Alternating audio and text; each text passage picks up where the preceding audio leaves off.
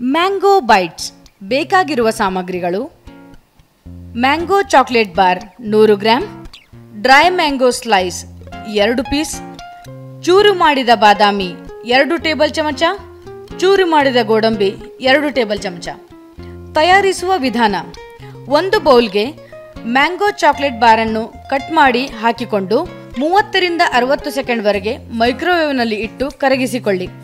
ಅದನ್ನು ಹೊರತೆಗೆದ ನಂತರ ಚೆನ್ನಾಗಿ ಹದ ಮಾಡಿಕೊಂಡು ಅದಕ್ಕೆ ಕಟ್ ಮಾಡಿಕೊಂಡಿರುವ ಡ್ರೈ ಮ್ಯಾಂಗೋ ತುಂಡುಗಳನ್ನು ಹಾಕಿ ಮಿಕ್ಸ್ ಮಾಡಿಕೊಳ್ಳಿ. ಚೂರು ಮಾಡಿದ ಬಾದಾಮಿ ಹಾಗೂ ಚೂರು ಮಾಡಿದ ಗೋಡಂಬಿಗಳನ್ನು ಹಾಕಿ ಈ ಮಿಶ್ರಣವನ್ನು ಮೌಲ್ಡ್ಗೆ ಹಾಕಿ ಸೆಟ್ ಮಾಡಿಕೊಳ್ಳಿ.